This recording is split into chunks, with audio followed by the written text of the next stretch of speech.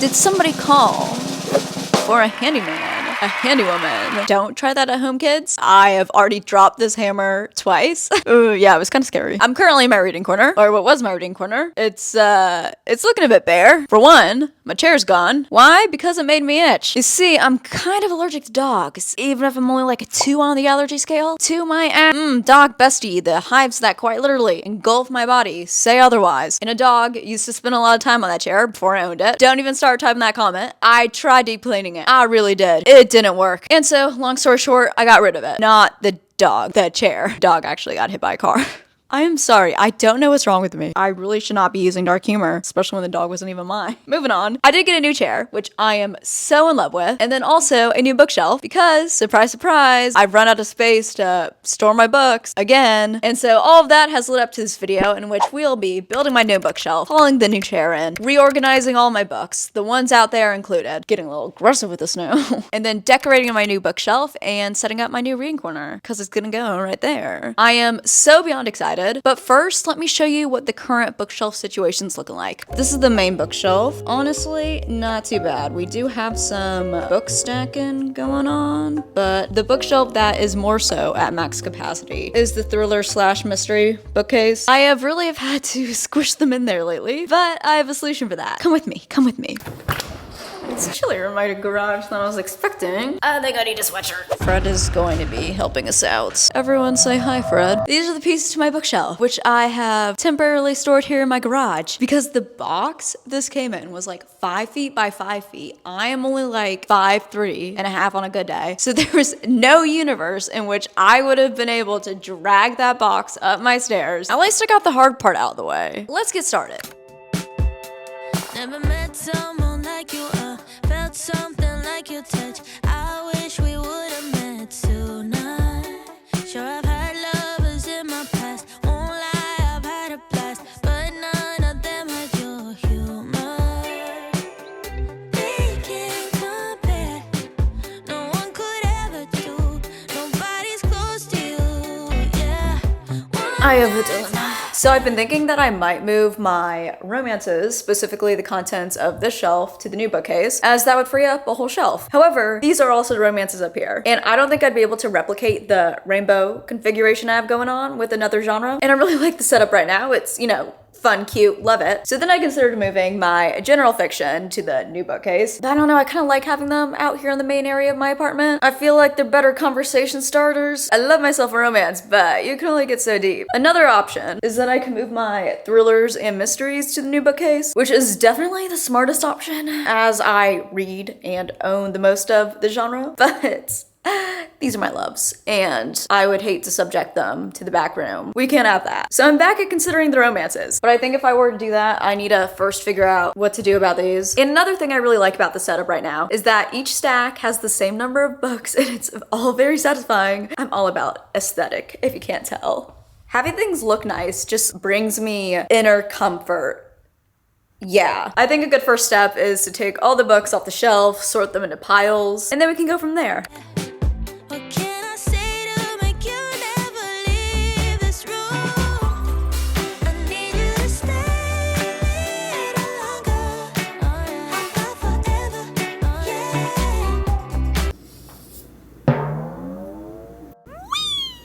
There's so much dust up here. Oh my god. That was a slight oversight.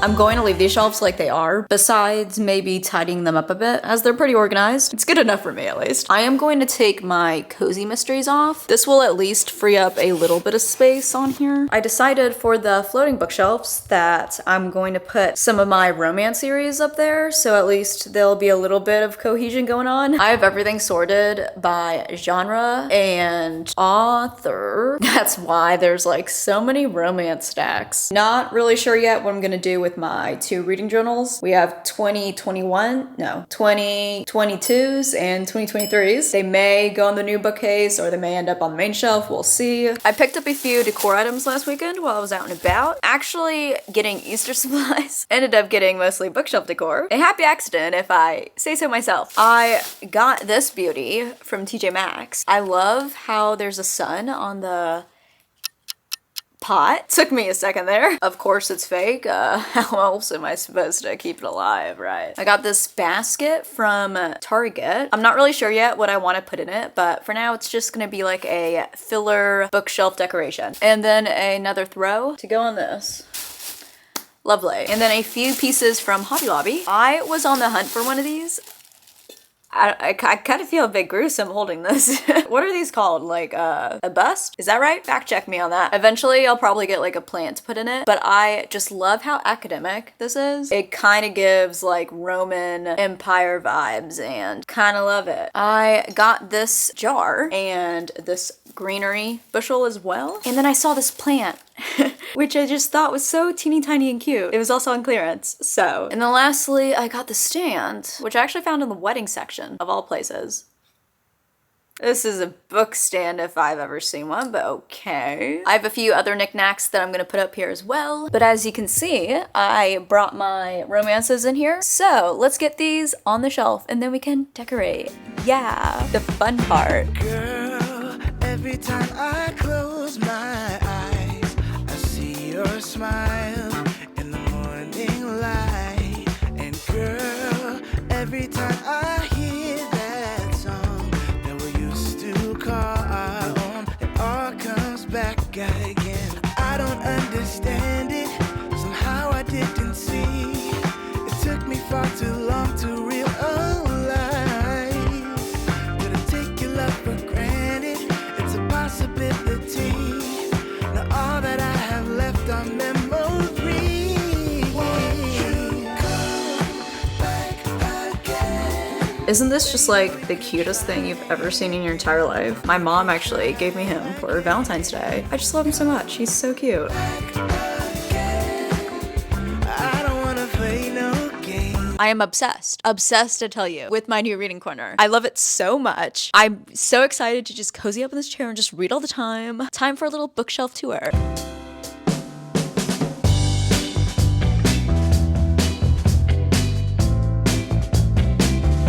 Starting with my new bookshelf. The top shelf I have dedicated to my YA romances. Funny enough, exactly half of which are by Jenny Han. I have the Some I Turn Pretty series and the To All the Boys I Loved Before trilogy. I also have my 2 Heartstopper volumes, a couple in Painters, and then a few other writers. On the stand, I have The Summer of Broken Rules by K.L. Walther because the cover is a piece of art in itself that should be on display. On the second shelf, I have authors I own multiple romances from. You'll see that I try to keep books by the same author together. That is just how my mind categorizes things. These aren't necessarily series, except maybe one, but this shelf and the one below have primarily standalones. So I have Rachel and Solomon, Sarah Adams, Sarah Hogle. I did not intentionally do that, but got our Sarahs together. Yeah, Sarahs unite. Those are the Sarahs, though.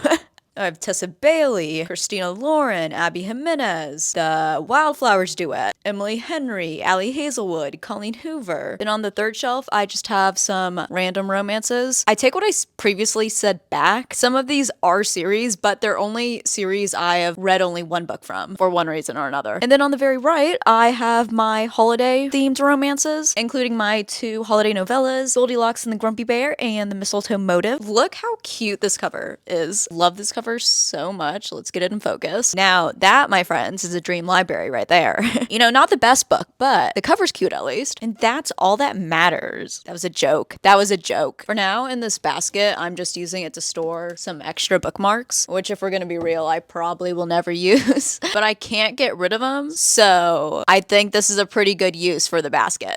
I also have Kiss the Sky and Hothouse Flower just sitting over here, because if I included these with the rest of the series on the floating shelves, then then it would have made that stack abnormally high. It was a whole thing. So those will be staying there for now. Let's go to our other shelves. On the main bookcase, I have fiction, fantasy, sci-fi, and nonfiction novels. Up top on my left is where I put my cozy mysteries, including my prize, my joy, the one thing I can count on to bring me comfort when I'm in the feels, the Finley Donovan series, and then a couple other cozies. On the right, I have my other love, TJR, which I have indicated with my little giraffe friend here. And then next to those, I have my Ellen Hilderbrands. I used to not be a big stickler about buying a series in the same edition or format. So for example, the Winter in Paradise trilogy, 2 are in paperback, 1 is in hardcover.